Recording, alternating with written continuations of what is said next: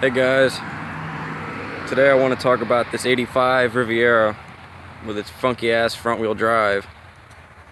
They made this body style from 79 to 85 and this is the last year for this body style.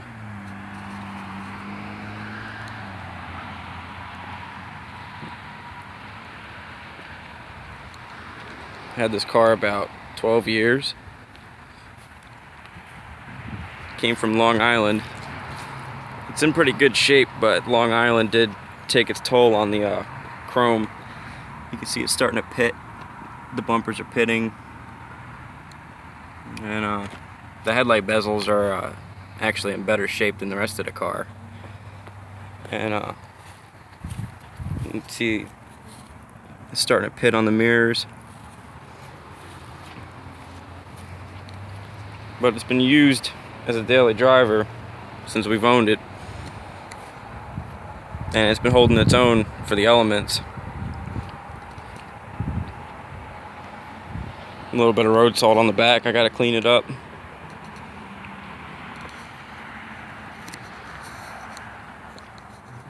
These little lights are supposed to light up on the side when you turn the headlights on, but they don't anymore. I gotta fix them.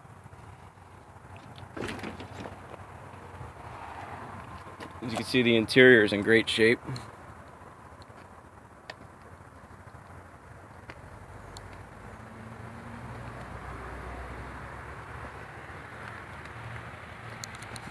One little wear spot on the seat right here.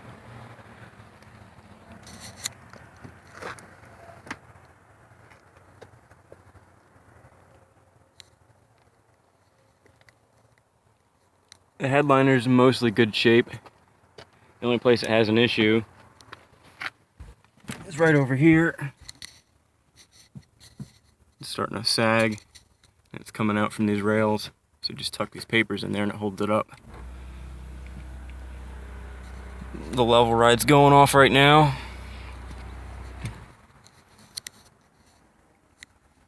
Just like the wagon, I've added this feature to it. See, no keys.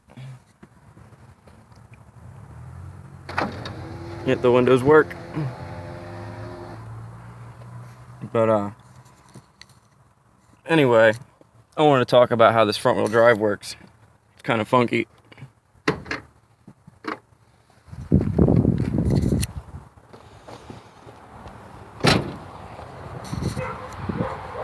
So yeah, looks can be deceiving. It does look like a old school rear wheel drive, similar to a Regal, but I like these body lines better than G bodies. This is actually an E body.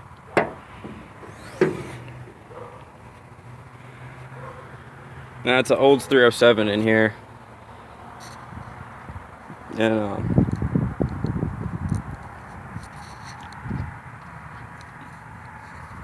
And you can see how far forward this engine has to sit for the bell housing to actually fit back here.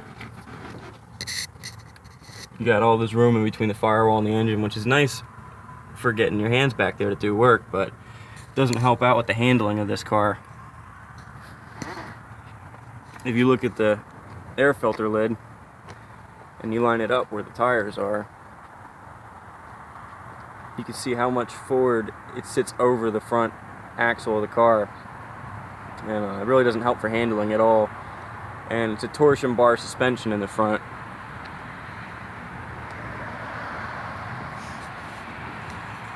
But what this transmission does is, since the engine sits in correctly like it'd be a rear wheel drive, it has a bell housing back here for the transmission down there.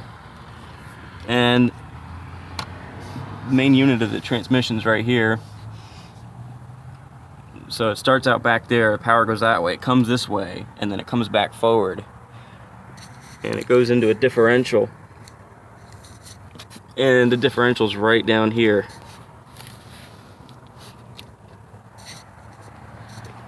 And it uses CV axles.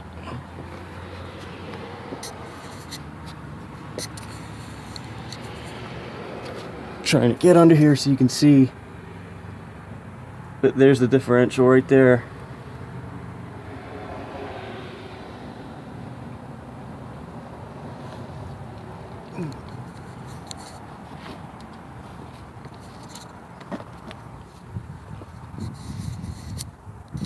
But anyway, it doesn't handle too bad. I don't mind how this car handles. It doesn't really handle like a big old, you know, Chrysler or Lincoln from the 60s or 70s. Those drive like straight boats on water. This is more like a surfboard on water.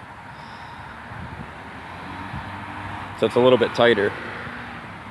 And I had another one of these with big 20-inch ice skates on it. And I had to jack the front torsion bars up 2 inches. And I jacked the ass end up 2 inches. And that thing handled a lot better. But anyway, I have a picture of it, or a diagram in this book of how this system works.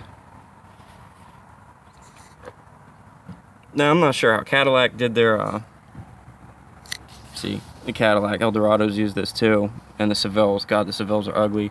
Now, I'm not sure what their engines look like, but this appears to me to be a Buick engine, just because of the spark plug location and the distributor in the front. And it's obviously not the 307 because the olds put their distributor in the back. But anyway, there you can see the bell housing in the back. And then the actual main unit and how it goes right into a differential. And then it just takes the power from the diff into the CV axles. I don't know, it's kind of an interesting setup. I don't like front wheel drive cars, but if I had to have one, I'd still prefer to have the engine facing the right direction like this one.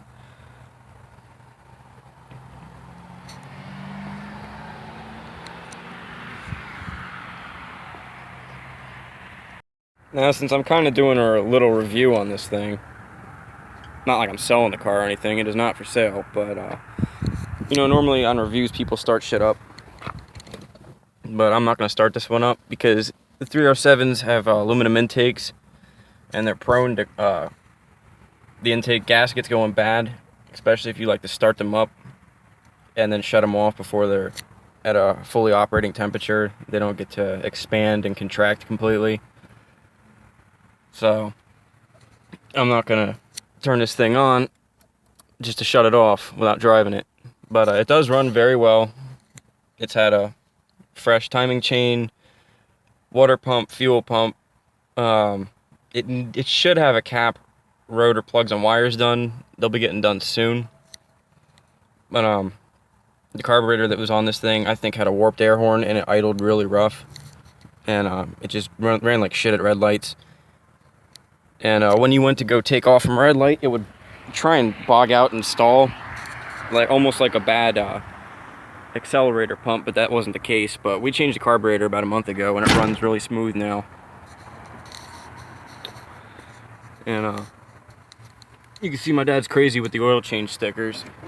When we got the car, the previous owners didn't really do oil changes as much as they should have, and it was kind of sludgy in there. And he's just OCD with the oil stickers. Let me know if anybody's ever seen this done before. All the way across the board. I don't know what he's going to do after that last sticker, if he's going to start a second row or if he's just going to start eliminating stickers. Christ, he should keep a logbook. The car's got 126,000 on it, by the way. My guess is old people bought it brand new, and then somebody died back in 2005 when we bought it. So, now let me know what you guys think. Like, comment, subscribe. Let me know if you guys like these old Rivieras. I think they're the better body line out of the 79 through 85 Toronado. And shit, don't even get me started on the Cadillacs. Those things are nasty looking. But anyway, it's not a bad little body over frame car. So let me know what you guys think. Later.